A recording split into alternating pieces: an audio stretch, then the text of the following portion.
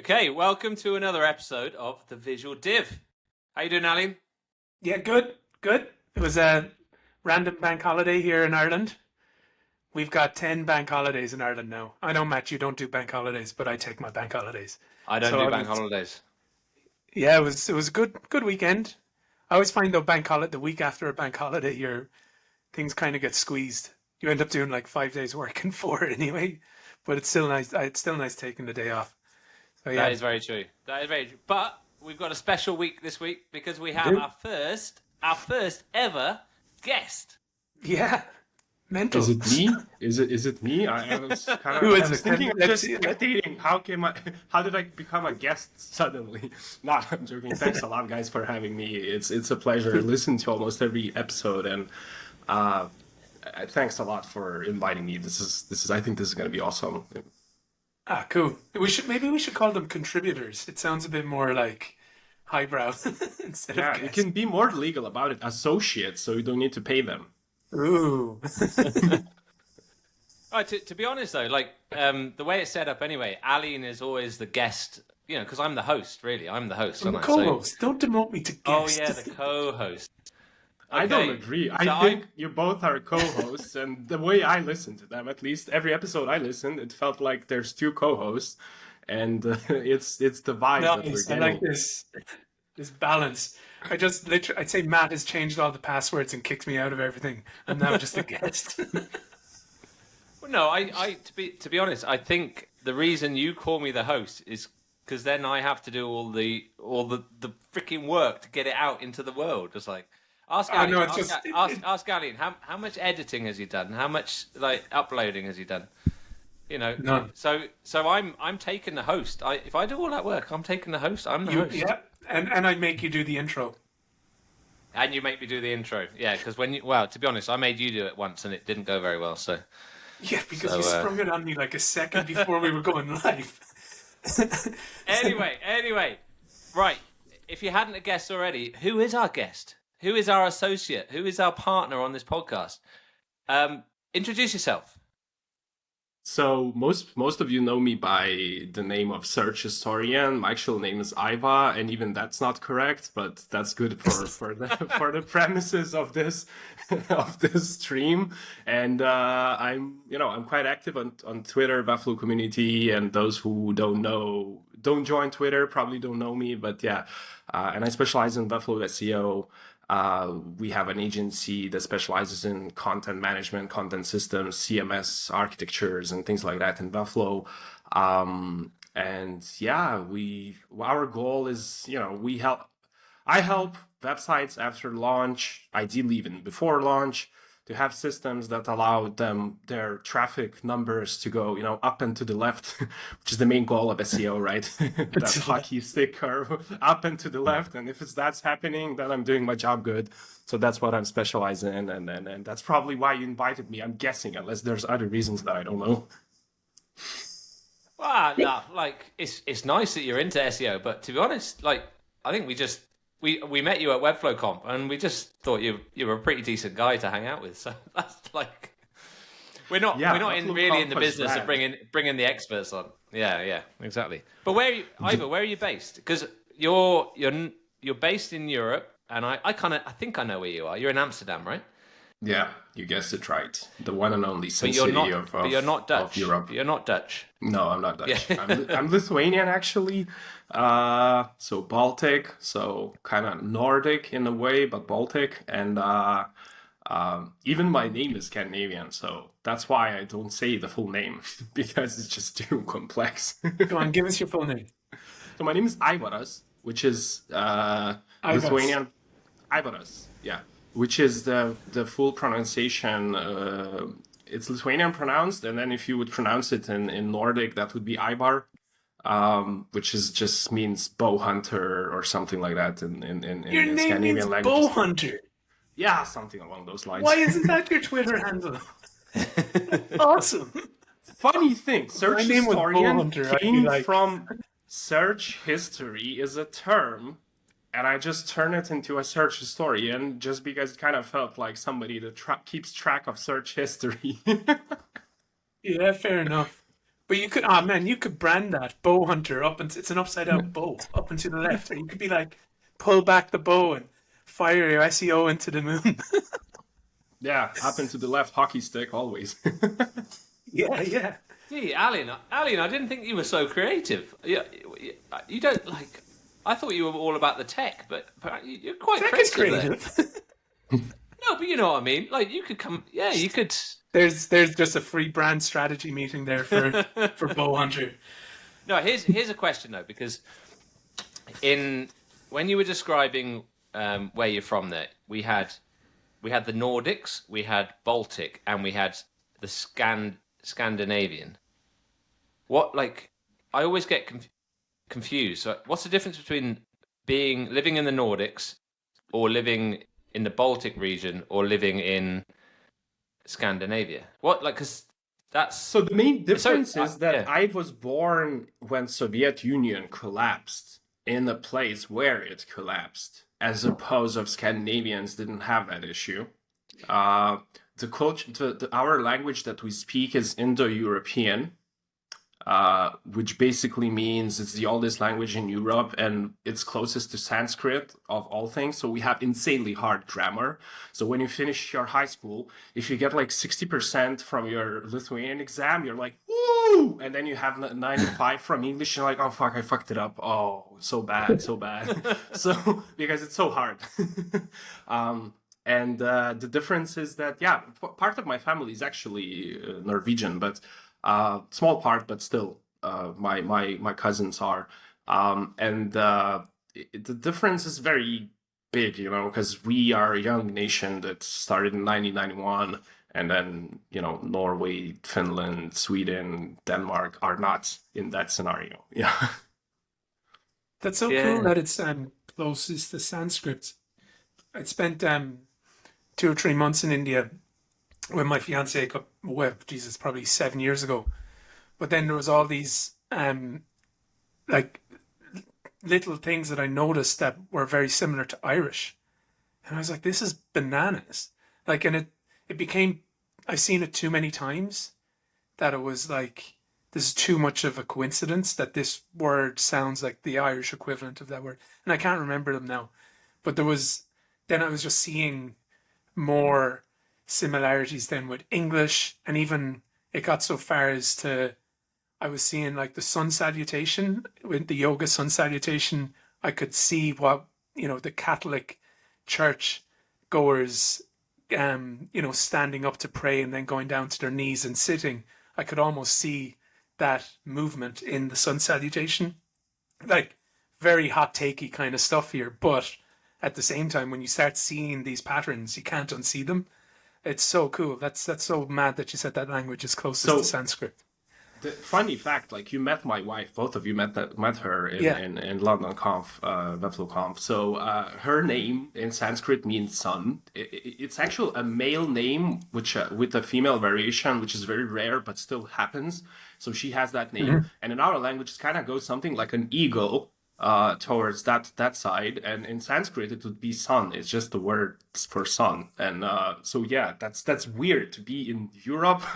And speak this language where only us and Latvians speak that branch of language, and it's very flexible. Like, the way I explain it, like, and we speak it back home with my wife always, because we both work from home. So, like, in English you can say where a table is, what shape it is, but in your language in my language you can say the same amount of words, but also explain how the table is feeling, what kind of mood it's in, how big it is. Like, we have variations for, 17 levels of big to small, instead of just big or small or vast or something. We have like a lot, and all of that goes into the same word. So you kind of can flex, and you can even create words that some people never heard, but they will understand it just because of how grammar works. So I used it first time ever, and you can still get what I said just because of how grammar works. That's really interesting. So there's actually there's a book about the Irish language by Moncan McGann, and I think it's 30 names for green or something like that. But the whole premise of his book is that there's different Irish words for different events going on at the same item. Like, and he uses the example of a field, which a field is, it's easy for us to understand. We all look at a field.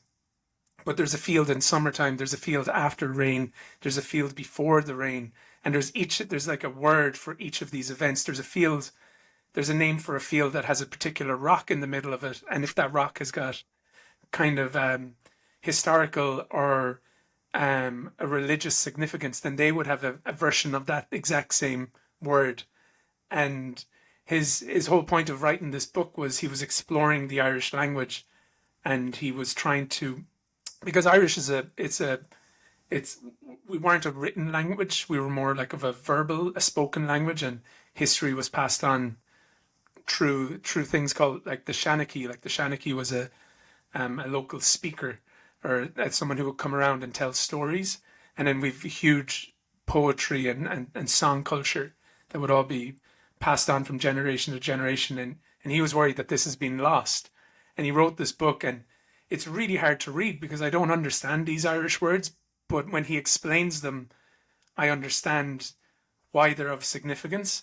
And then it reminds me of my granddad, and he would have unusual ways of speaking English, which were basically Hiberno English sayings, which is a direct translation. Even though he didn't speak Irish, it was like his grandfather would have passed on these words, these phrases, of which were badly translated from Irish into English. And we still have unusual ways of speaking English in Ireland because of this Hiberno English way of speaking. And this is when we talked before, Matt, about introduction of like localization. And I was like, wouldn't it be awesome if like I was building a product that was speaking to Irish people in Hiberno English, and then we had products in UK English or even Welsh English and Scottish English, and not just thinking that we should have a homogenized American English. We should embrace the diversity of English that there is around the world. And even like where I am in County Clare, the way I speak now in County Clare compared to the way I spoke in County Kerry is completely different. And I met two lads from Cork the other day, and sure, they're singing. They're not even speaking English. They're singing all the time. And it's wonderful, like all these different versions of English. But sorry, I'm gone on a tangent there, but there's huge similarities, like top level similarities between Irish and your native language. That's awesome. That's an amazing segue into localization, right? King of the segues here, yeah. Yeah, actually, that's what a real locale is. Yeah, that's what a real locale is. Like you adapt to what the region actually needs rather than just translate it to something, you know. And that's not only prices and language, but it can also mean a lot of other things. Like one of our web shops deal with certain products that certain cultures don't buy in that color, another buy. And they mean very different things for those cultures. So it's kind of, that's how we found like a niche in that e-commerce business. It's like, okay, so if we start selling what doesn't, for restaurants, doesn't feel like the color and the product doesn't match, and then you get a huge market that starts buying it because they feel different about colors and they have different connotations with the same color. Like I'm currently working with a designer, and Matt, you've met her too, Yana, and on this product that I'm building. And at the very, very early stages, we were talking about colors, and I was saying about how in Ireland, colors like yellow and black have changed their meaning because of COVID. They've changed their significance because we see in Ireland yellow and black everywhere.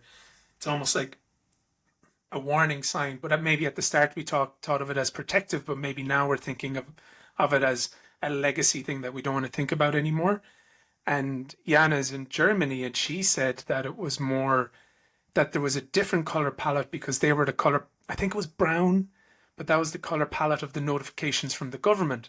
So even in like, you know, Europe, in the EU, there's two different, we read two different color palettes differently because of a recent event. And like, I don't know, like imagine doing a study on that, like how color changed communication because of COVID. It'd be nuts. It'd be absolutely bonkers. And it'd be so cool to be able to incorporate that into, yeah, like a product or like someone sees something, they don't feel frightened or they feel welcomed because we've chosen the right colors based on where they are. That'd be amazing. But I think like I'm a bit speechless right now because I don't really know anything about language. But thankfully, you brought it back to what I can talk about here. But no, there was a thing Actually, on just on that one, I can't wait to put out the video. There was a moment there where Matt's jaw literally was like, "What the hell?" So I was like, obviously we're on like this is unbelievable. This is I love it. I love it when my brain hasn't been exposed to anything related to this stuff before, and therefore I've got no opinion on it. And your brain just goes into sponge mode, you know? Like there are certain moments in life where your brain goes into ignore it mode. You know, you go into daydream mode, don't you? But right then I was like in sponge mode going, oh my, like, what? Like, what? This? What are these guys talking about? I need to learn all this. I remember reading about the a baby's brain. Okay, so a baby's brain in Egypt is they did a study. It'd been preserved, and they worked out that today's baby's brain is the same size as the brain was back in the Egyptian days. So basically, our brains haven't got bigger, but our knowledge is always based off the preceding knowledge of the people that come before us, and it always fascinates me that it's not about learning or inventing stuff new. It's about building on the stuff that people have told you or that you've learned off someone and just adding that little bit of extra. And then also leaving that bit and passing that on to someone else is kind of a responsibility of every generation because, like as you were saying, like, you know, certain things got passed down through language rather than being written down. But it's all in the brain. It's all a build-up. It's like layers of like a tree, like rings of a tree. It's just fascinating. And, you know, like talking and it's about. also that on that point, like it's so fragile, that way of um preserving anything, because it needs to be passed on. It can't be stored. It could die. Like, I'll just give a simple example. My granddad used to call me a gossin, and a gossin is like a boy, a young lad. But garçon in French, like they're too close in similarity, but I never hear it anymore. So my granddad died, and I don't use the word gossin anymore. And maybe in County Meath, Meath is in the Midlands of Ireland, there might be some people there that still use it, but it's like, it's kind of sad that, you know, it's lovely that I have that memory of my granddad, but my dad never called me a gossin. And down in Kerry, where I grew up, I never heard the word. I only heard it in County Meath. And I haven't heard it since he's died. So like, there's the fragility of this way of passing on information, but at the same time, it's beautiful. You know, it's. See, I was like, you got the fragility on one end, and then you got the progression side on the other. And we were in Dublin in Phoenix Park the other day, and there's this gorgeous old tower built by old stone. You know, they've none of these modern techniques. It's just a tower, you know. But you can't go into it. It's shut off. It's a museum. And I'm like, gee, it'd be cool to put a little cafe in there, you know, knock a little hole in the wall and put some, you know, little hipster cafe, and they serve, you know, little cakes and stuff. And then you go back and go, well, you're not allowed to do that because it will destroy stuff that was built in the past, you know? And there comes a point when you just have to live in the present and say that what we add has to be adding to something. And you shouldn't fear that you lose stuff from the past, because the stuff in the past is in the past and the stuff in the future is in the future. And it's just you just need to embrace the fact that things will change, and they should change. And they change for a lot of variety of reasons, whether it's, you know, someone moving from Kerry to Clare means that someone in Clare in 10 years' time will be speaking a little bit like a guy from Kerry because Ailín Tobin moved in there and he likes talking on a podcast that people from, you know, Lithuania listen to, you know? Yeah, no, that an evolution is definitely important, but my concern would be more that, um, like, and this is true everywhere, but Ireland has got such a rich music and spoken culture that external influences, because they're more fun or cooler, could drown out that culture. Not culture, but drown out But that. I'll give you a good data point. The word Gussan and Gussan meaning is looked on the internet 350 times a month. 100 of that, which is 28%, comes from United States, and then 60 from United Kingdom. And Ireland itself only 10 people in Ireland look it up. So that means that the Looked up the culture word spreads. gossen. Yes, I looked up the keyword gossen. No way. So Come on, we have to tangent this somehow into I was some about to sort say, of. Iva is saying, guys, you've been speaking about something random for 20 minutes. Let's get onto the subject that I'm here to talk about. No, that but, I know I can talk about. Yeah. Rather than that's spitballing really interesting. maybes. would that be because someone heard the word and then is searching it, as opposed to in Ireland they're just using it? Or somebody like Peaky Blinders used it and like, what is that, and just kind of looked it up, or things like that, and that's how it happens, right? That's what Matt was saying about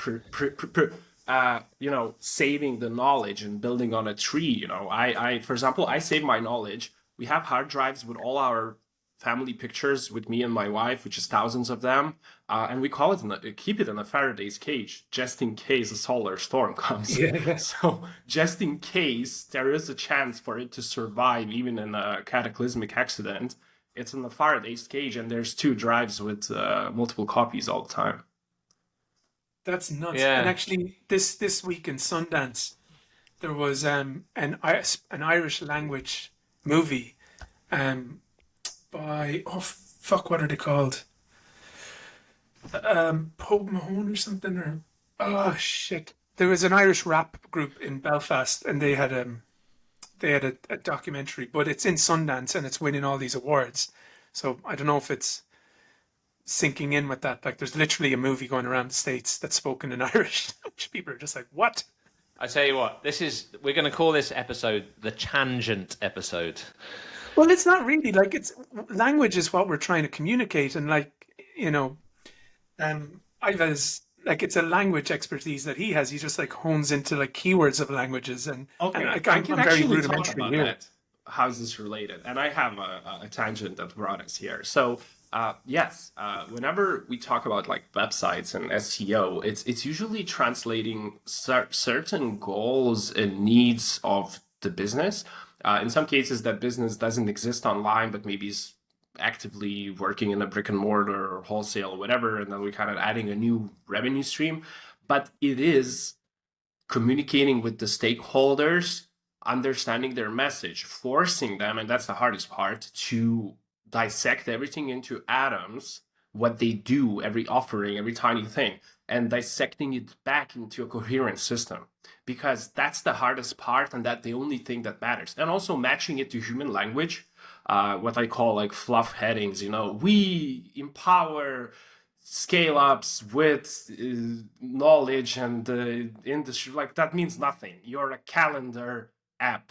That's what you are. That's what the heading should say.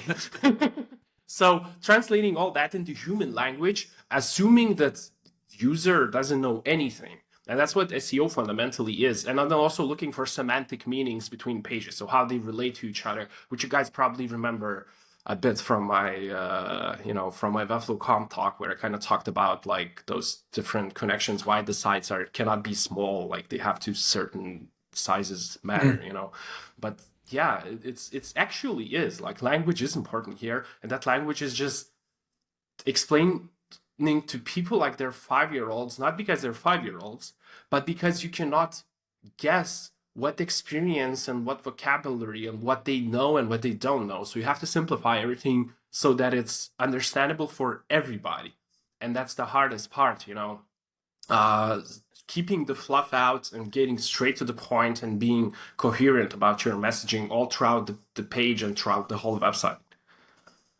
So this is fascinating, because I've got a client recently who maybe this is a bit harsh, but they design and write their copy in a way that I feel like, yes, they assume a lot of stuff, so much so that I don't really understand what their product does. And I've told them this, I don't really understand what their product does.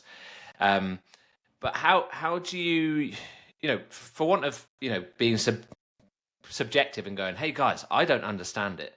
How can or how would you recommend I talk to the client in a way that brings them back to the business objectives and saying, look, the way you should write your copy and the way you structure your site should be, as you said, as simple and as direct and as sort of empathetic to lots of different viewpoints. How do you present that in a way that aligns it to their business objectives? Because at the end of the day, like when they look at a page, they go, yeah, but that doesn't look cool, or that's not what we are. Like we're not just a calendar app, but they said that we're a calendar app, and how do we stand out? But how do you then go, okay, but actually the proof is in the pudding. If you do it this way, you will rank higher, or you will get your user experience will be better. Therefore, Google will like you better. Therefore, da da da da da da da. How is there a way to link that up? I think there's two answers to this question. Yeah. So there's two parts, I think, to the answer. One is, first of all, if we're talking search engines cannot read. That's the biggest misconception people have about crawlers. They can't read. They don't understand. So the only way they make sense of things is mostly how users behave on the website. Because, using by word inside text and using by inside a link, which is a button, it's kind of the same for the crawler. But behavior that users click on this and pay, insert payment details, tell us this is an e-commerce store or a SaaS or whatever, right? And then if it doesn't, then its behavior tells us that it's just a word inside a text, because crawlers just run through code. So that's one thing. So that's why you have to make great semantic meaning for the crawler to how things relate to each other, what's on this page, what's the goal of this page, and there can be only one. So that's the SEO side of things, right? Keep things simple, like the typical design ruler. So if I put certain language on a page, how do I tell the crawler that this page is about this if they don't understand? So headings and how many times you use words, and it's not about stuffing as many words that you want to rank for. It doesn't work that way for more than 10 years now since semantic SEO came to play. Which semantic SEO means that you're not thinking about the keyword, you're thinking about the behavior and the intent of anybody who would use this page, and does it deliver on that intent, which is the thing I spoke about in Webflow Conf, right, in the talk. But to answer your question from the other side, it's the best opening moment I've seen with people like that, where they want to be, no, we don't want that kind of user. We don't want that kind of, I'm really shocked when people say that. Like when you have a business and say, yeah, but we don't want that kind of client. Well, you don't get to choose with a website because you don't have a way to vet. You can vet later, but you cannot vet before they visit your site.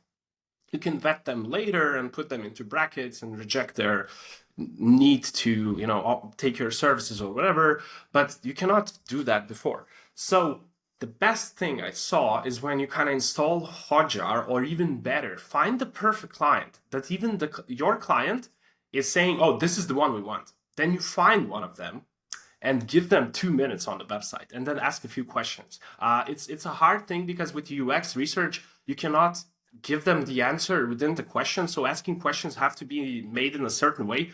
And then I get a lot of these Webflow sites where we meet for the first meeting, which lead schedules, and then I do a mini audit, and then I walk them through what I found in the site. And usually by the time I find like the core issue, I stop kind of digging deeper because there's always more stuff, but we want to focus on the main thing.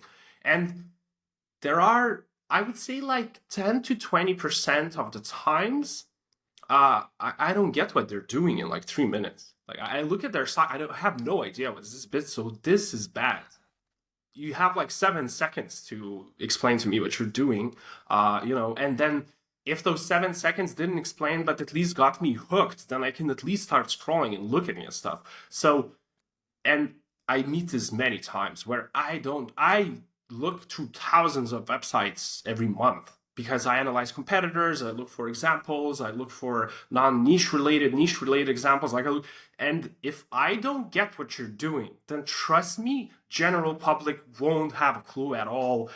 They're just gonna get confused and leave. So showing those clients that thing where your perfect ideal client got confused by what you sell is usually the way I saw this. This is something that is not that easy to replicate, easy and said and done. But if you can make that happen, then there's just like pops. That's why Hotjar on websites are usually very cool. When they start, every business owner likes looking at how people move around their site, and then you start getting these insights. Like, nobody gets what they're doing here. Everybody's just clicking around, doing random stuff. Like, wait, this doesn't work.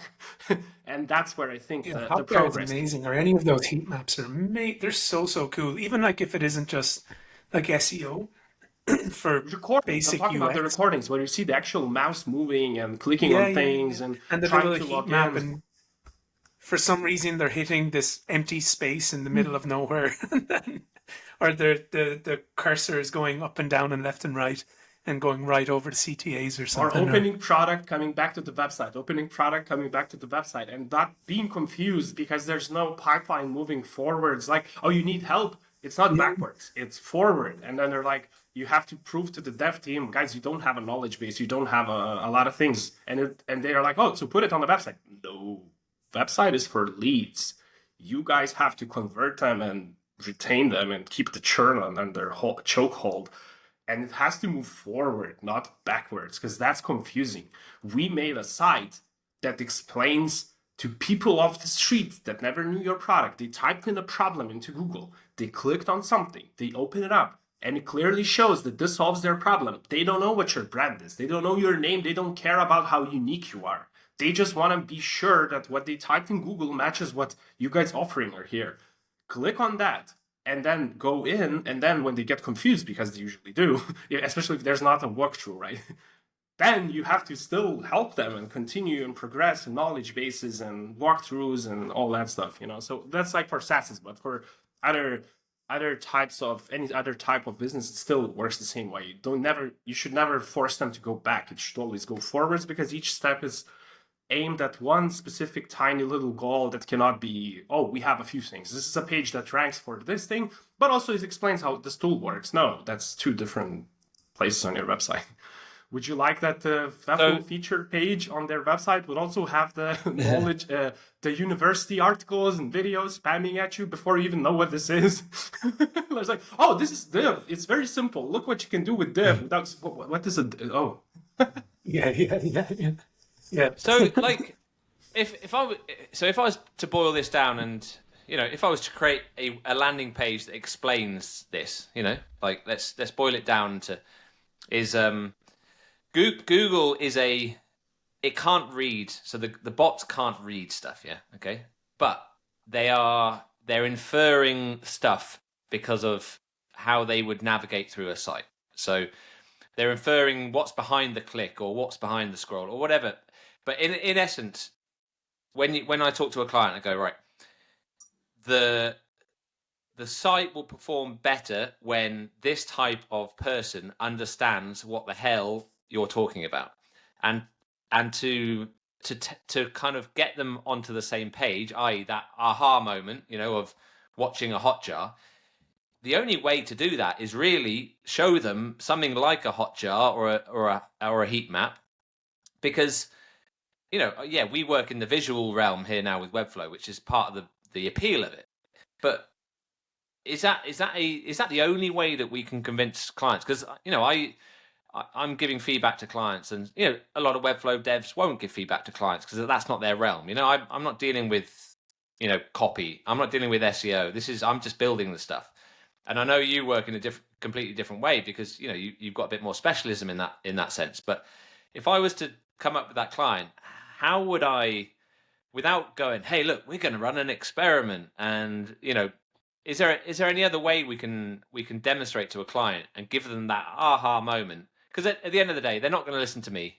They're not going to listen to you saying it's not good or it doesn't make sense. They're going to listen to, as you said, to demonstrate. If they're willing to talk demonstrate to me, they might listen to me, right? Because if they're willing to talk to me, then they're imagining that there's a scenario where leads are automatically coming from organic search, and then those leads turn into clients, and basically dollar signs inside the eyes, and that's why they're might listen to me.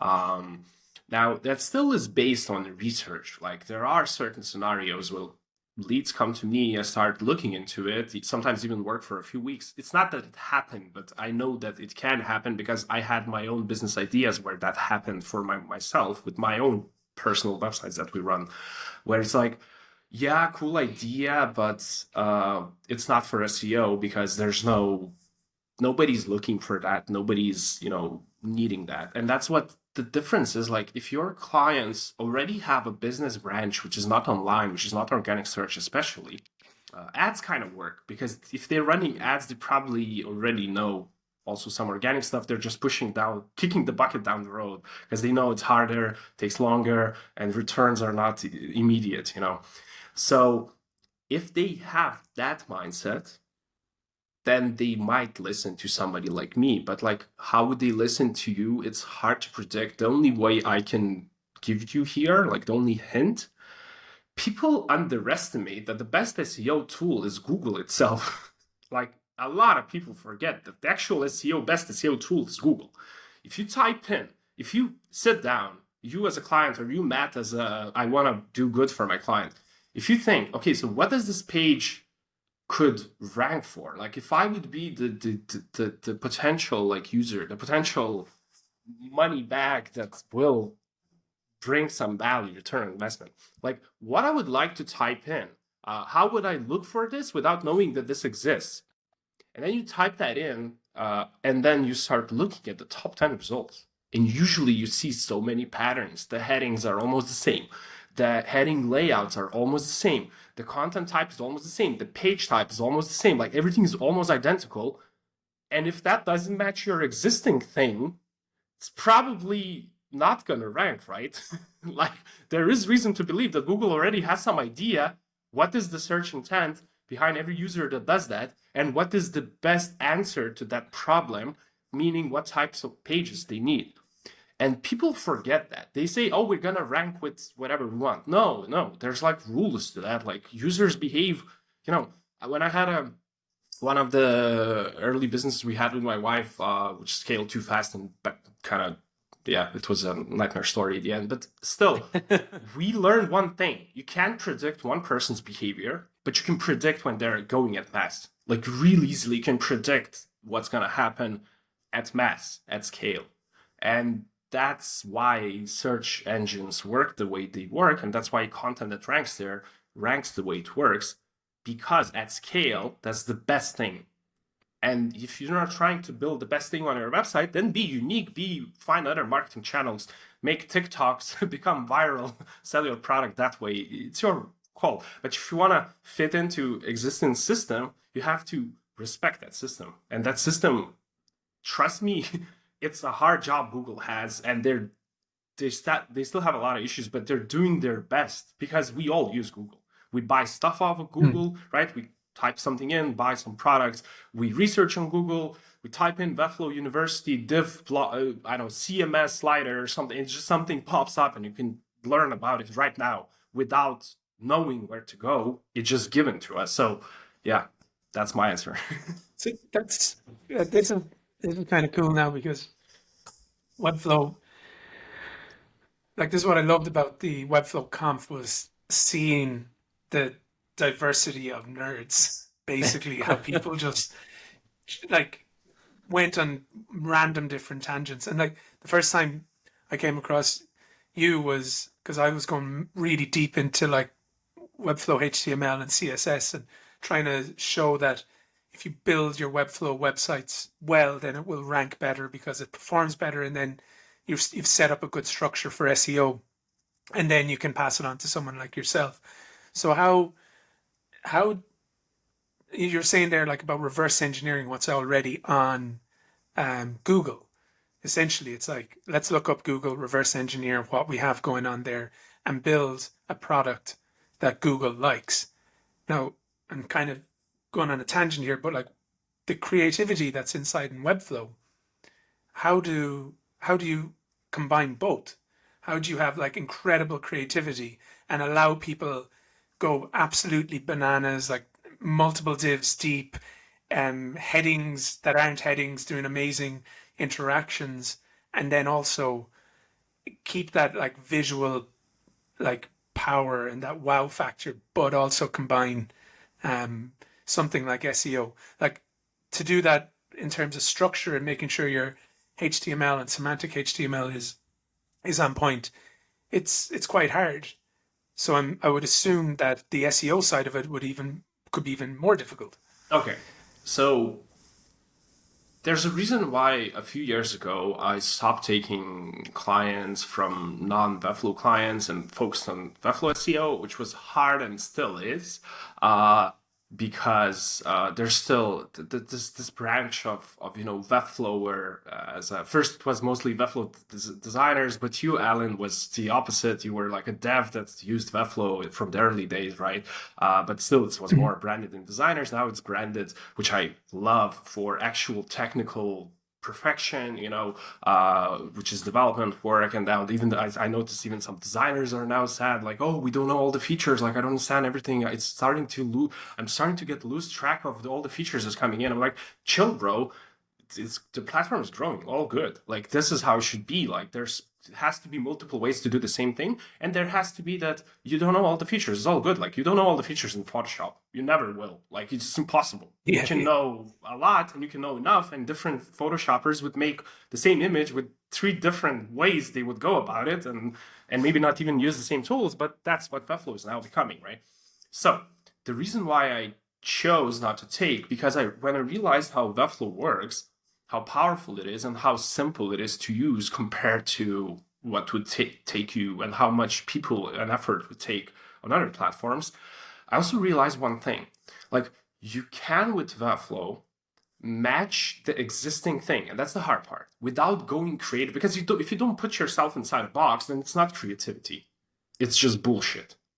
So that's why best projects we make, no, really, like, think about it. If I can do whatever, then I don't do anything. But if there's specific constraints of my creativity, that's when the best things happen, because I have specific, and the best projects we had, the most successful ones, for example, one SaaS that is now getting, it's a very small micro SaaS, but they're getting 100 new users every day. And they don't even have a blog. They just have a lot of kind of content, SEO pages, and they're all about the features, so what the software solves, and then it's just on autopilot going with minimal investment. The way we did this was first plan, then develop it in Webflow from real components, then make sure that the whole system spinning together works, those like 60, 70 pages or something, and only then design on top. Because then we know exactly what the constraints are, exactly what the pages need, exactly how they match. And that's where the most creative stuff came into play. Because designers come and they're like, look, this is here a bit, I don't know, okay. How about, can we lose these links in the paragraph? No, because I usually use rich text blocks instead of paragraphs, because that's the SEO way. I'm like, okay, so we can, but then we need to add and I'm like, okay, then we need to add 600 words at the end. It's like, oh no, then the links are okay. That's all good. Because these kind of, and then vice versa. They come to me with a creative way of solving something. How about we make it this way? And I'm like, okay, so yeah, we can do that. It's actually a genius idea. And then you kind of, so if you put yourself in constraint first and you become creative on top of the existing structure, that's why I chose Webflow as an expert, as in like an SEO guy. Because I know that we can take the existing search intent. For example, it's a product category, right? We all know how product category looks. There's a filter on the left or a pop-up, and then there's products down the line, and there's some sort of SEO blur at the end of the page that nobody ever even scrolls to. Because that's the thing that ranks it, actually. And then there's like H1, and then there's a tiny paragraph in the beginning. We all have seen that page. However, in Webflow, you can build that, use the same rules, but then start adding stuff like sorting, having sections of different sub-products and things like that. You can start be creative on top. Now, e-commerce is not a great example because it's still fundamentally very simple. Card, click on it, press buy, leave, receive the shipment. That's it. However, with any other search intent, you can do that even deeper. And that's one of the reasons why I decided to go all in on Webflow a few years back, because I realized that we can not only, now we're not template based, now we're not just we have to match the template to the existing thing, but we have to also, we can also be creative on top of that. As soon as we replicated it, then we can start looking on ways on improving the search intent even more further. be more helpful for the visitor, rather than just copy what already others done. Super interesting because I was in a debate on Twitter over the weekend about whether you do desktop first and then mobile, or you do mobile first and then expand up to desktop.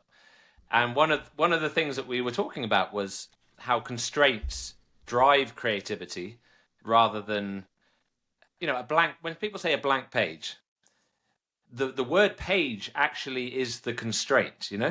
It's not. Or maybe some people say blank canvas, but actually in the world of websites and in the world of building a website that is business effective, i.e., it's just not a pretty thing. It does a job on the people can find it, Google can find it.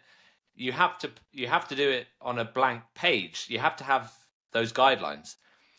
Can you import those guidelines on top of an existing site when you look at it, or is it obviously efficiencies come into it? It's like if you do that, when you're building a house, if you don't put all the plumbing in to start with, you can build a house, but then you realize, oh, I need a toilet, or you need to dig everything up and put the pipe in. Is it similar? Is it that impactful, or does Webflow allow us to come in and fix things a little bit more easily and less disruptively than say other sites? Like, because I work with clients and I'm like, whoa, maybe this is part of our offering. Maybe we need to make sure that this is a solid part of the process, because it will pay back so many times over later on if we get the fundamentals right, rather than saying they go, oh, we've got an SEO agency coming in, and you're like, okay, we'll build it first, design it, and then they can come in and help us refine the keywords. Really, what you're saying is get in there early, as you said, make sure the journey is working and the messaging and the the linking, and then design on top of that. So, in ideal world, the way I see this, like clients before even reaching out to a designer or Matt, and then Matt pointing them to a designer or some sort of story like that, they should come to somebody like me to actually research the anatomy that the website will need to have based on the business goals they have. The issue is not a lot of people specialize in that. And 80%, probably 90% of all the leads we get, we have to completely restructure the whole site. Basically, nothing stays. Oh, that's the average. That's the average of tough. Webflow agency, Ailín, Matt, whatever, whoever made the site. That's the reality of like 90%. We have to, and the other 10 build it themselves, and they know a thing or two. So they know what they did, and it's maybe not performing like even today. I think I tweeted just before this, like one of the clients, the ranking, they have like 16 pages in one system, and they're ranking for in like positions 12, 9, 7, 18, something like that, with the whole of that system for each page. And then I came in and said, look, we're going to do conditional formatting. We're going to scrap most of the sections. We're going to keep a few. We're going to create completely new sections. We're going to use the same CMS system you have, just add a bunch of fields. And we're going to make it like that. This, if we publish and select template, not 00, but 01, it kind of has completely different layouts, and it's better now. Even though visually it looks the same. And then I made the whole content, and I took 5 of the 60 potential things we can publish there, continuing onwards. And I kind of wrote all of them, then looked at the similarities, made one thing that fits all 60 by just changing a few words, a few paragraphs, but kind of goes in the same streamline. That means I looked at almost all of the, as I said, like all of the search result pages to look what's already there, and if it's all matching. Then we published the next day, position 2 with that new page. And it's like, okay, so now let's do 60 more. So this is that's that 10%. They already understand a lot of things, but other 90 is the opposite. Like you just look at it, it's like, oh my God. So okay, but how am I going to bring you on to my clients without embarrassing myself, basically? Oh yeah, you don't need to because you're not the expert. So it's just the system. No, I know, but the system is just slugs and CMS fields. Think about it. I only deliver slugs you need, H1s you need, and the CMS fields you need, not even fill them in. That's the system. It usually takes a month or two for a typical project. So first month usually goes, when I say month, it's not like on one client. It's kind of, few hours here and there working with them every week. But in general, we just try to dissect their business into atoms, turn it into human language. Usually they think they do one or two things, and then usually find out rarely that there's less than 20 to 60. And you find all of those things, so those atoms, then you glue everything together, turn them into different slugs, different CMS collections, categorize things, because if you have 60 features, it's unmanageable if you don't have categories of them, blah, blah, blah, things like that. And then you bring them, say, you're going to need these collections, these fields, these H1s, these slugs, and then this is the search intent behind each one of those pages. And this is how each CMS collection has same search intent, different keywords. So, I want a Webflow developer, I want a Webflow designer, I want a copywriter. It's still the same thing. It's just the word changes. So I suppose what Matt's trying to figure out there is if Matt as a client design came in 5-page website, does that need to be scrapped? Can you rephrase the question? I'm thinking of that. Just I am.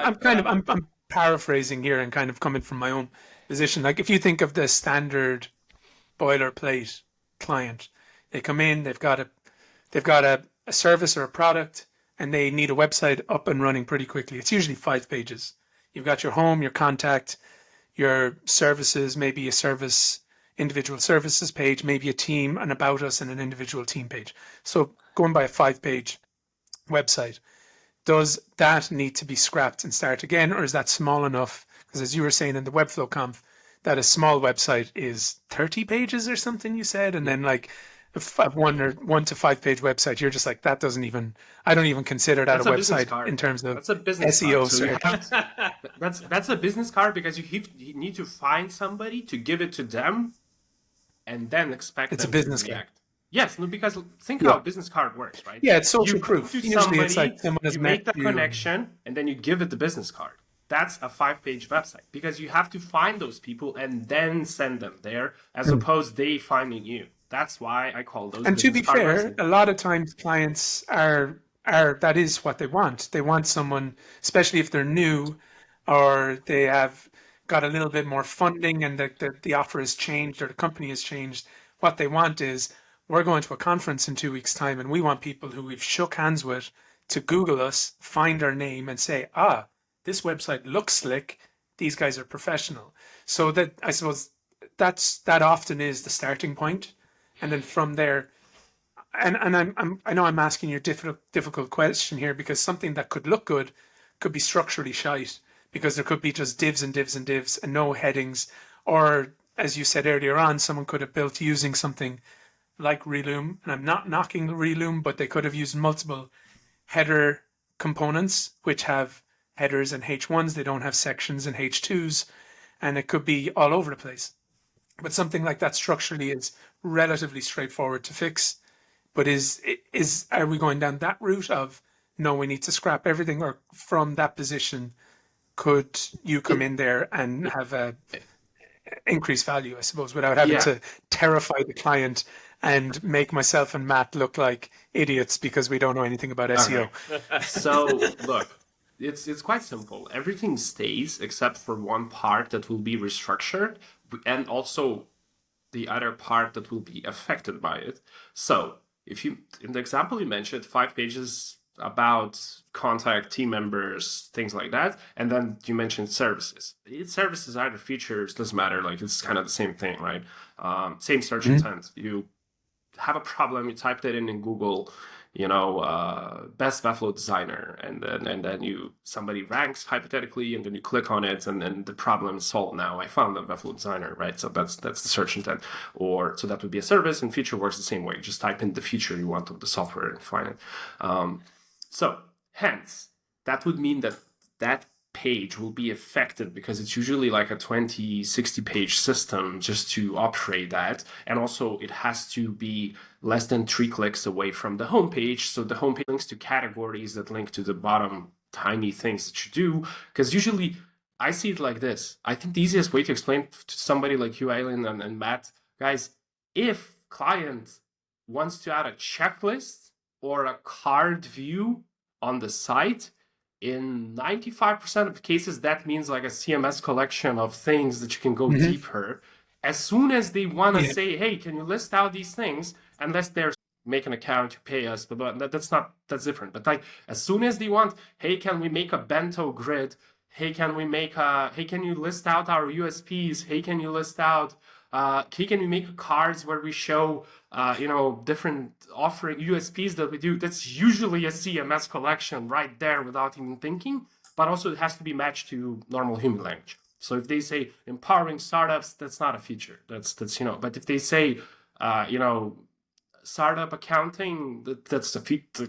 Yep, that's a page. Here you go. That's definitely a page for sure. That's super interesting because like the way I would often use the Webflow CMS is for not necessarily linking out to new pages, but for functionality in terms of not functionality, but like using the power of the CMS to develop. Like you've built something and you're more using it like a component and looping through those components so that you have multiple of the same thing and you don't have to go and find something hidden in the HTML and as well. You and do in it that so kind of sense. I'll give an example, like logos, clients we've worked with. They don't necessarily have to link out, but I suppose you're going to say potentially how we could use that for search intent, but at the same time, you could have architecture set up where you have turned off the SEO indexing on that particular one. You don't have a page for that, which is an awesome update because before you had to have that page regardless. Oh, yeah. So I actually learned a lot of doing a lot of SEO with that in mind, that we cannot have even one CMS item without it serving something. So we cannot afford before that feature came to play. And now it's possible. And people still were using it like it's all good even then, which was even more shocking to me. Because now at least you can turn it off and like, okay, cool, yeah, we use it. Like it's a frequent asked question thing. It just populates and none of them needs to have their own page. Or do it, right? There's another question. Yeah. If you remember my Webflow talk, you remember, or do they? Yeah, and this kind of goes on to a little bit more because like I would be guilty of that, and I've definitely done that in the past where I've searched a client that I've worked with and it's just like, why is this blank page coming up that has my name on it for some reason? Like there's some weird SEO ranking of that page. Maybe like my website link is at the bottom, so it ends up backlinking from that page for some random reason. But now because I'm using Webflow collections as a server along with HTMX, and I have to be very conscious that those pages can't rank and they have to be turned off. So it's like we're like on completely different stratospheres of what's happening. And it's like what one could use Webflow for is what I should say. And it's trying to marry both of those technical skill sets to make sure that obviously they get searched for, or it gets through the limitations of a Webflow CMS. But I'm like, my mind is whirring over really quickly here because I'm having a bit of a moment where I'm going, how many 60-page websites have I built? How many 30-page websites have I built? How many 5-page or 10-page websites have I built? Well, it's probably more likely to be a 5 and a 10, and the client comes to me. And even the clients where we have got bigger pages, I haven't really thought of it's good or bad to have more pages. It's just based on a kind of content footprint, So how do we level up with that? And I would say a lot of freelancers in the Webflow sphere build small sites. And that's not because they want to build small sites. It's because that's what the industry and clients are asking them for. But are we thinking then that if a client comes to me and goes, look, I want this type of site, and they go, okay, it's a 10-page site. I've got a client at the moment, 10-page site.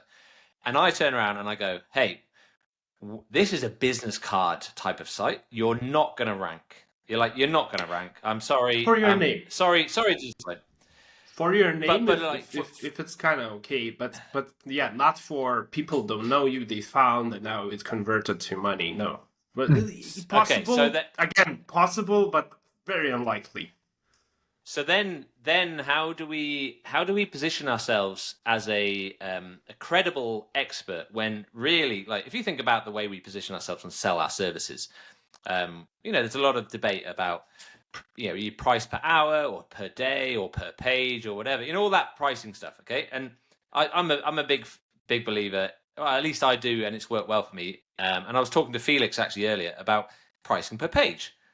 But as soon as I start going, hey, a 10-page website is not going to touch the size on Google for your long tail of search intent. You need 60 pages. Does it not?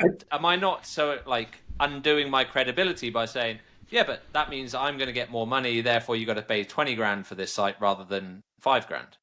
No, I think, Matt, though, in that instance, I'll just give a little example. You're mixing up unique pages for development versus how many pages are going to get for published. You, it's probably 7 collections. The site that I'm telling so, like, told you about, I actually 100. did a website for. Sorry. Yeah, I just did a website years ago. I did a website for a physiotherapist, and with their services, like foot physiotherapy, back physiotherapy, neck. And when I went through like one of the Google products to see, it's like there's 45 pages, and I only actually built them 7 or 8 or maybe 9. But it when you have like, it can snowball really quickly without even realizing because of the power of the Webflow CMS. I understand that. I price per page, or a template is a page, and I understand that the footprint of that might be different. But a client is coming to me as an expert in building websites, and when the client says, I would like this to rank or try and rank here, I never thought to communicate the number of pages has an impact on that. I thought it was to do, if you set up the pages right, the story is right, it makes sense, The number of pages isn't having an impact. But what we're saying here is that if it's a business card, forget about it. It's never going to rank. So you've got to come up with some way of generating more content, i.e. more pages, to get a bigger footprint on a bigger intent.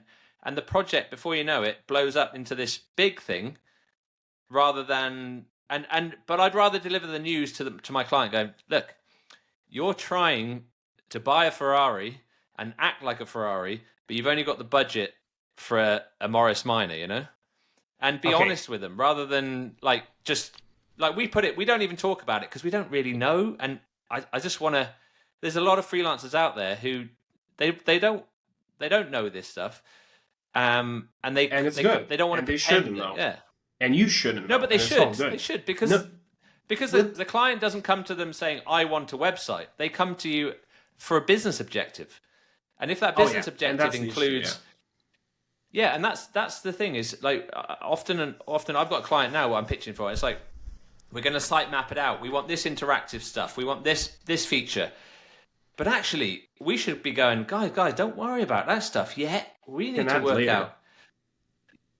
Well, you can, but they come with this perception of what they understand, and it's our duty to give them the actual lay of the land. And maybe, as you said, 90% are coming, but 95% of freelancers in the Webflow world don't know enough to be able to educate them in a way that proves that they do need to do this stuff and the reason why you should.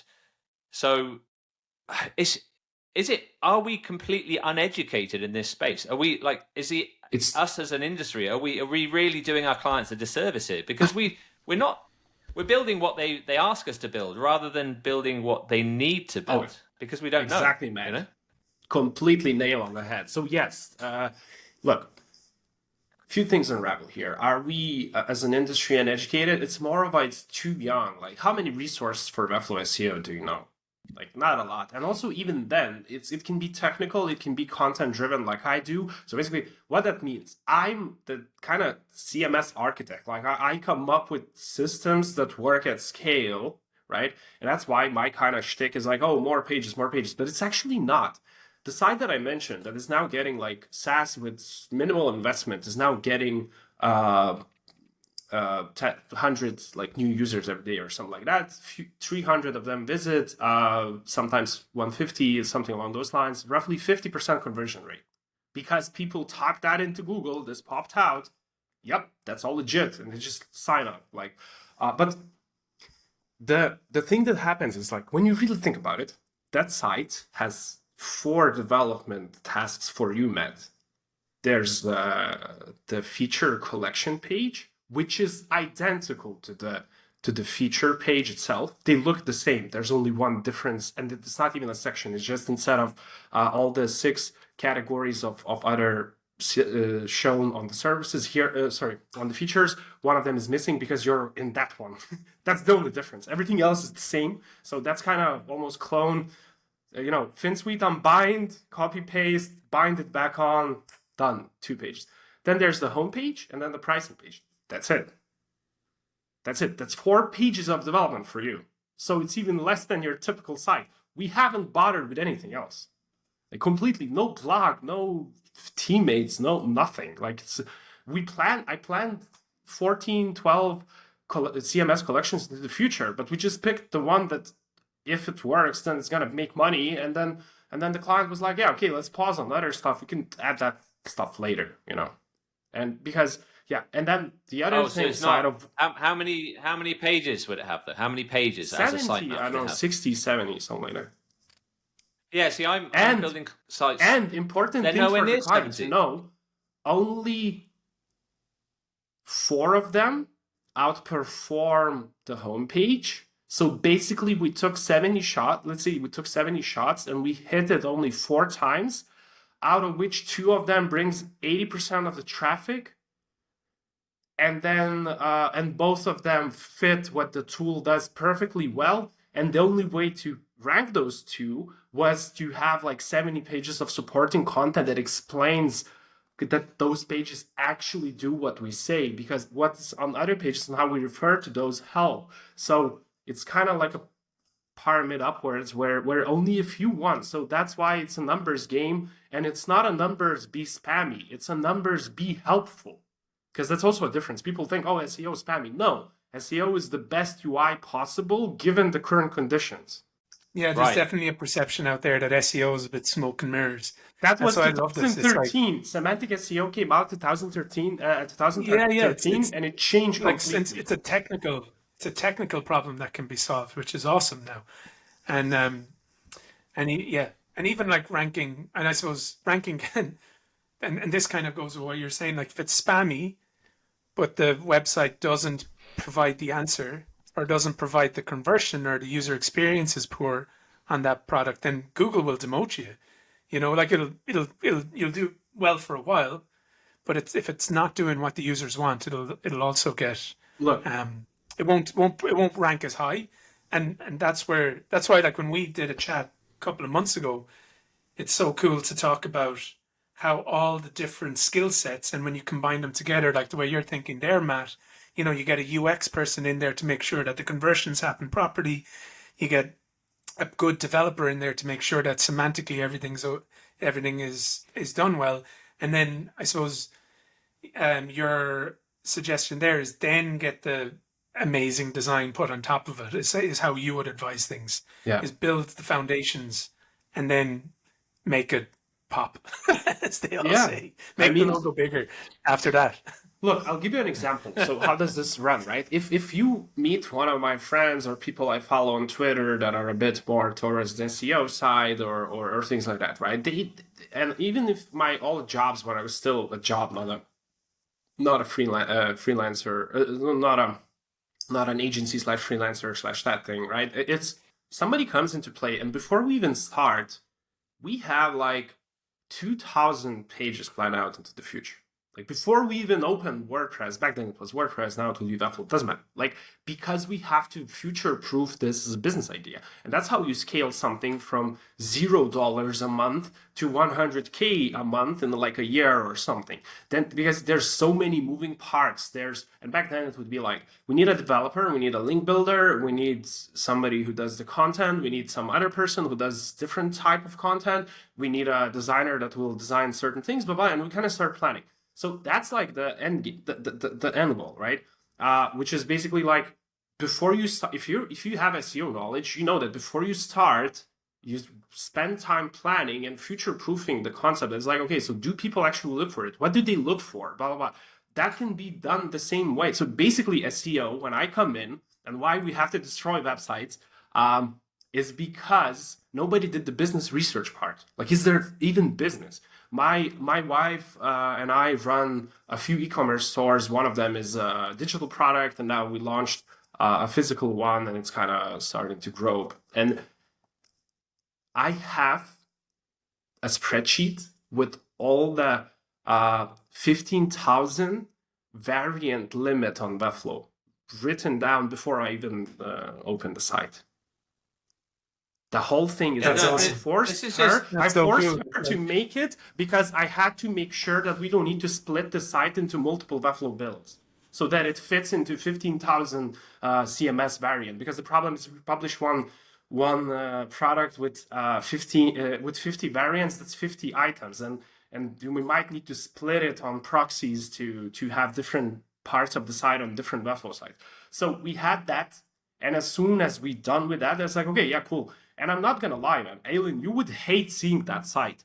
It's a Webflow template, then then on top of the things I needed, like CMS filters and blah, blah, blah, all that stuff, it's from Reloom and FinSuite. The classes don't match. I use both Webflow class naming. I was like, fucking nightmare, man. And then there's like, everything is nightmare there, but it works. And then I know that we will have to clean it up as we fly, but I'm not going to invest time now to build it from scratch when I can do it in 2 days with this kind of approach. And it works now. And it starts to rank, starts bringing in people, starts to sell products and things like that. And then later, when we have more resources to invest, then we're going to be fixing it, basically changing flying plane parts as it's flying. So now I'm going to remove this wing and put it back on. But, it's kind of how it's going. Because the data, the CMS structure, I ran out of fields, so of the field count. So each product, for example, has display none. I think, when it says like the product name and the price next to it, and then below maybe says some sort of 2 words, the category where it's from, right? So those categories, one is shown, and I have like 40 below not shown, display none, because that's how filters work, and that's how the whole system spins together with what's happening. Yeah, that's the part of the business. Like, if you want to have an online business, do the business research and understand what you need to build. You don't need to build it today. Now it's only, 30 categories and maybe closing into 100, 200 products or something like that. If we turn that into variants, maybe 800 variants or something, and it's not going to be capped for the way we're counting, 2 to 3 years. But I know all of them before we started. We chased what people need, not what we think, I want to sell this thing and I'm going to call it in the name that nobody knows that even exists. No, we researched what people want, exactly pinpointed the what we sell, and matched our business plan to the existing market where we know that they need this. Therefore, we will be the best at providing that. And that's what we're doing. So how do we convince the rest of us, i.e. the rest of us freelancers, to have this in mind? Because I just got a feeling we're just doing our clients a disservice by not knowing that, like, it's in one sense, it's kind of common sense, isn't it? Because it's like, if you're going to launch a business, research your audience and give your audience what you want. Find the client first, build the product later, right? That's the right one there. Yeah, find the client, because the amount. So going back to like pricing and why I never itemize my pricing. When I itemized pricing, the one thing that was always pulled out and clients wanted to reduce cost based on was research. And it's like, so it's one of those No, things that they're like, oh, do we I've not have got to a, do research? I've not got a problem with that if they pull it out on the understanding that they're pulling out the output of research. So if I understand, like I don't want to pay for this coffee, but I know that coffee has got caffeine in it and therefore will power me for the next 3 hours. I understand what I'm giving away. Exactly, yeah. But if I just see research, like we're going through one at night, if I just see discovery and I don't actually equate that discovery to what we're going to find in discovery and what the actionable output is going to be, then of course a client's just going to go, well, I'm not really sure about that. Whereas design, they sort of go, I know what design means. Dev, I know what dev means. But it's that business research which I understand gets thrown out, even if it's there in the first place. If it's not there in the first place, that's because we don't know enough about it to present it. But then when we do put it in there, they throw it out because it's like, we don't need to know. We'll deal with that later. It's how do we position it? And I think, obviously we've been going on for an hour and 15 minutes here, so we don't want to carry on going too much. But it's just fascinating that it's not sexy, it's not visual, it's not. But at the end of the day, it's what will make or break the ability for us as an industry to be trusted. And Webflow is great because you can get up and running, and clients love it because you can edit stuff, and it has all that, all the stuff baked in. And I know we discussed Webflow and now marketing themselves a bit more dev centric. But at the end of the day, if we're to turn our direction a little bit, a bit more to Aiva's thinking, and combine that with the aesthetics element, and then obviously the technical elements, like we as a community can really set the standard on what websites should be and how they should be geared towards performance in a sense of a business performance rather than just being sexy. And because I know, like, we always say, animations. A lot of that's because we don't love animations and we can't do all the fancy animations. But at the end of the day, maybe we just start this campaign as like, that's a business card. This is a business website, like this is going to get you money. This is just going to be useful when you handshake with someone you found somewhere else. And like, I think we should just talk about it a little bit more because it's. Yeah. And like, you're right, Matt, but there is literally clients out there that are just like, I want this website to look cool. Or they're like, well, I don't. There are, but I don't think. And there's I don't people out think there who like, they do. even if I've spoken to past clients, I'm like, your language you can't have this language, and they're like, well, we're making this website for people like us who I'm going to meet, and I want them to read this professional language. I don't want them to have a simplified language, and it is the right client, and maybe the client that has a business and wants traffic. They're like, nah, I don't care about SEO. I want paid ads and I want returns right now, not returns in 6 months. And that's what's so exciting. And I don't think you're doing a disservice, but maybe if you start going down the route and you do it incorrectly, then it's a disservice. Okay, I'll give you an example. I think having the conversation that you just mentioned there, I think is what we need to just start. Even if you're talking about, True. No, I want to do paid ads because of what, I want to be immediate. At least we're talking about Business. an option. Business. At the moment, we're talking about business, like actual exactly. business. It's a business decision. It's going, no, I am going to put resource into here to get output, or I'm going to go.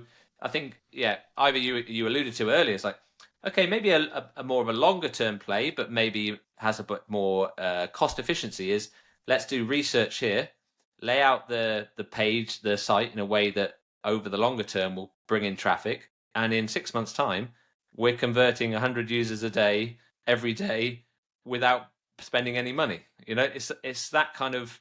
But as long as that conversation is happening, you're in a good place with the client.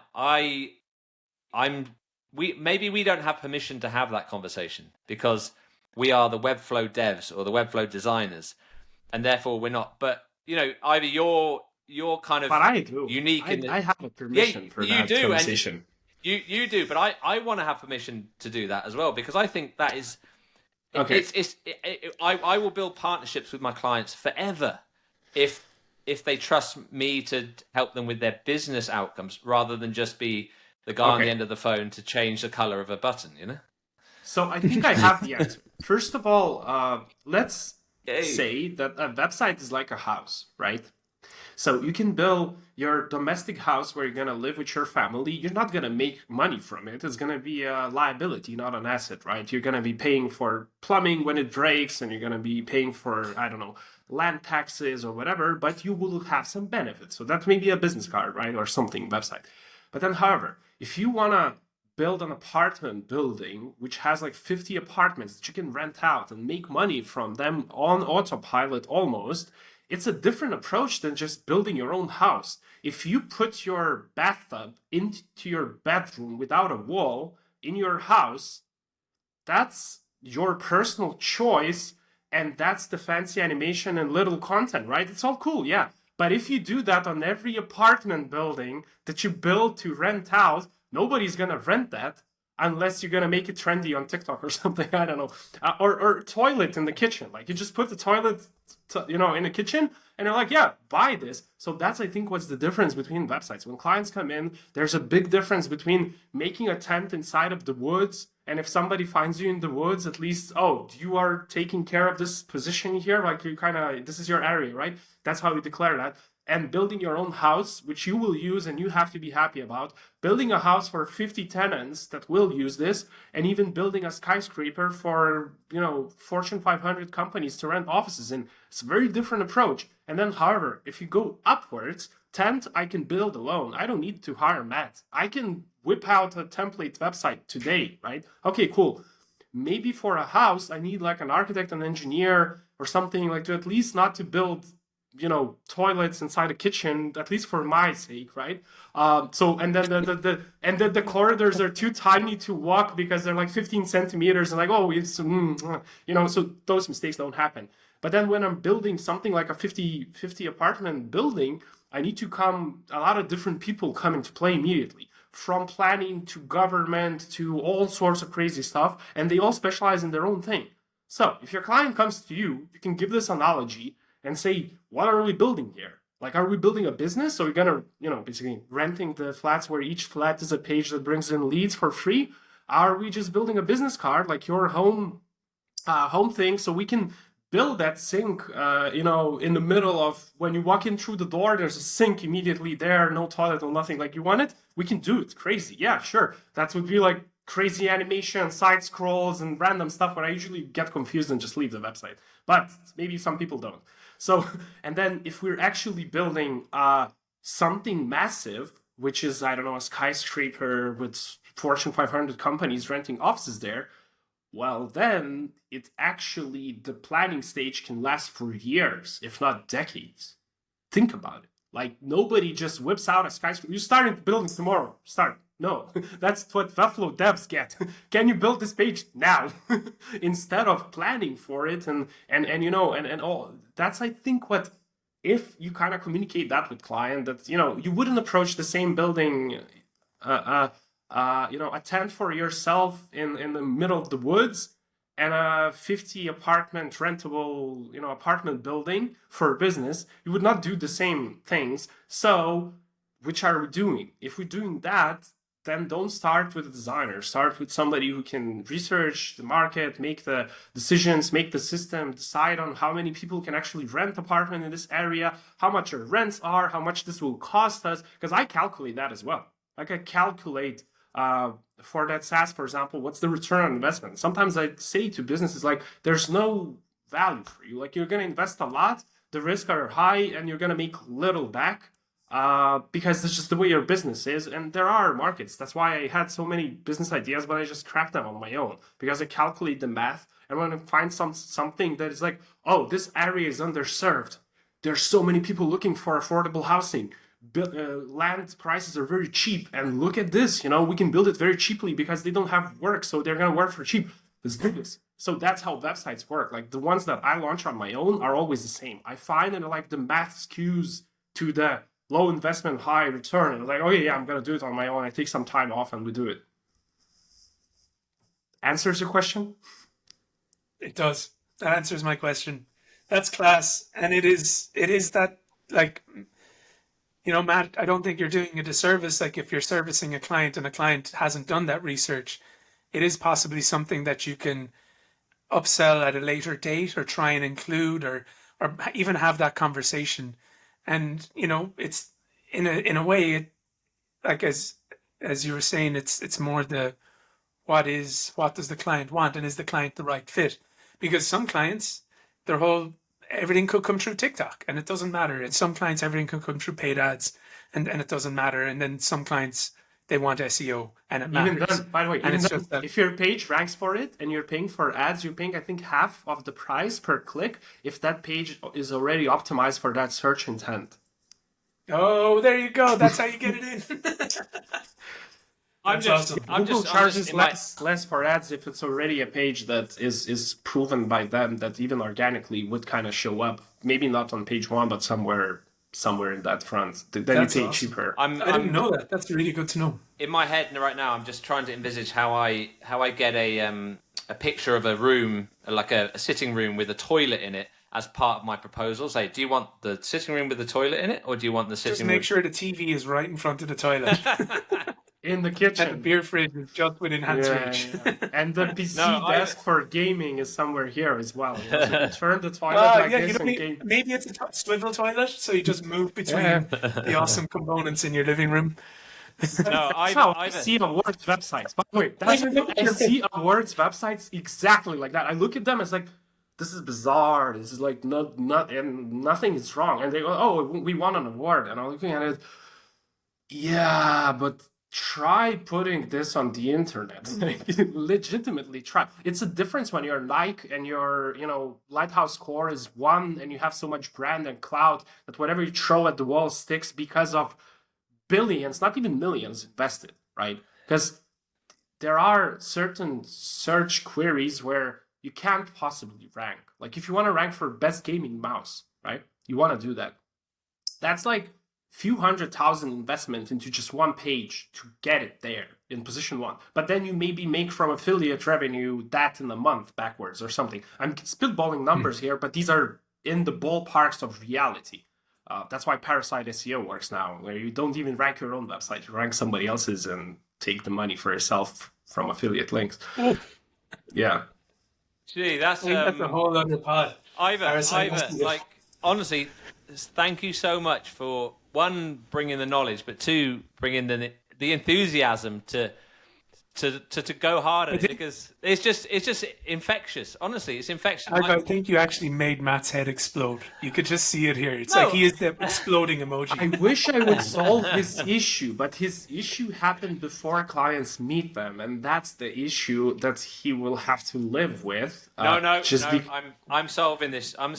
I remember watching your talk at Webflow Comp, and I think I was sitting next to Rob Hope, I think, even, and we were looking at each other. Right? The Appalettes. Appalettes, and we were looking at each other going, whoa, this guy's making us think differently. And I wasn't sure like how we would dive into SEO, but the fact that we haven't really talked about SEO. We've just talked about business strategy. And it's so refreshing, because it's something that we can all take to our clients without any fear of pretending that, it's all about SEO. It's not. It's about, as you said, it's about usability. It's about business. It's about research. It's about knowing your customers. And if we can get clients thinking like that, and we can think like that, then yes, there are places for business cards websites like awards and lots of animations, but it's just going to make our industry and our group of people just that much richer in our clients, and clients are going to trust us more, and then it's just going to grow everything. So yeah, thank you very much for doing that. It's brilliant. If you remember from the talk, I used a quote from, and I will not butcher it, so I'm not going to say by whom and what is the quote, but there was this image that I used in the talk, which had a triangle of website operations, which includes a developer, a designer, and a basically business manager slash SEO slash project manager, however you want to call it, depending on the different things. And the problem is that it has to start with that person, because if they know it, they've done it before, they're gonna look at any new business, any industry, any niche, anything, and they're gonna look into how we make money from this online, because that's what it is, an online business. When you make a website, it's an online business, however you look at it.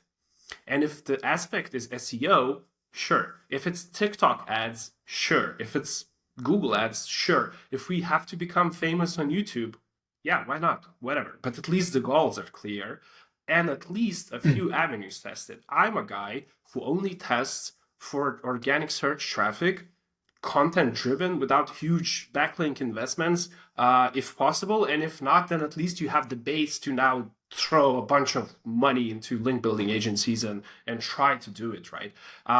Many SEO agencies just go the different route, especially those who don't specialize in Webflow. That's usually always the case, which there's not a lot of us, right? They're just going to add more content to your blog, build a few blog posts, or sometimes even send you some content briefs, add more stuff to your blog.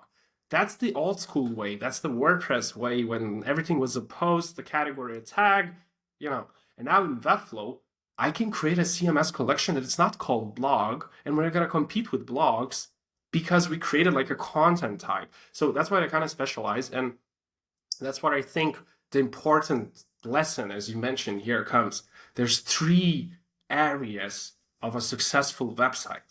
There's the business side of it, which comes first and is the hardest one to solve, because sometimes you just bump a roadblock and you say, there's no market here.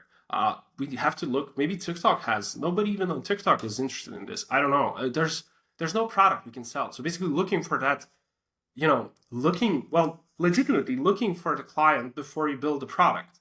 Because if there's no client, why would I bother even spend time, right? So that's the first step. And then what comes next, design or development? I don't know. I personally don't know. I think development, because we all been there. Yeah, let's do, designer said, let's do a CMS slider.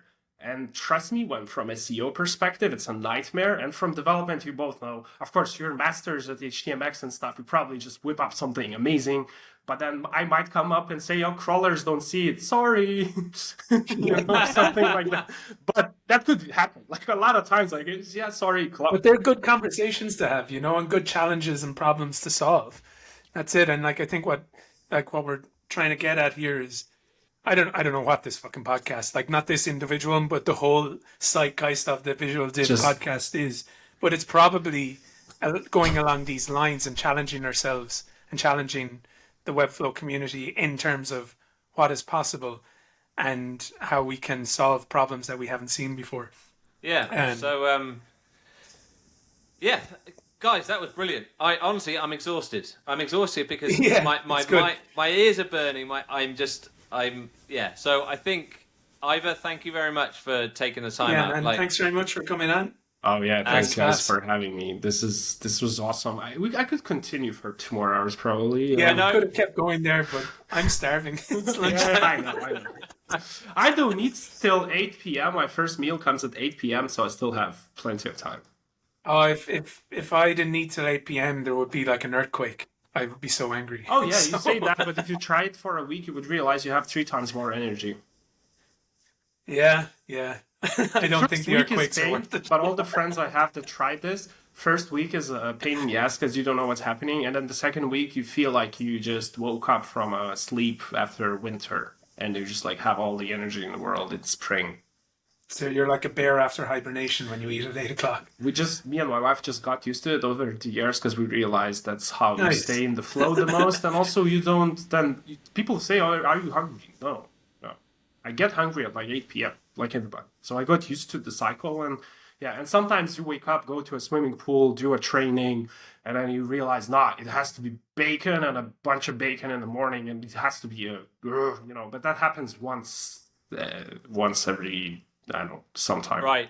I'm stopping this podcast just so I can go and eat right now, because you're even Talking about not eating is making Right, me want guys. to eat. So anyway, We'll talk to you later. yeah. Bye, guys. Hey, right. That was Yeah. class. Good work. Okay, thanks, Aiva, and we'll catch you next time in 6 months' time when all our SEO work has come to fruition. We'll ask you back to see if we've done a good job. Thanks a lot, Okay, guys, well, for take care, having me. guys. Okay, Cheers. bye. Bye. Bye. Good luck. Bye. Bye. You can say Stop more recording. advice. No, we're not stopping recording. It's stopping. It's not. It hasn't stopped. It's stopped.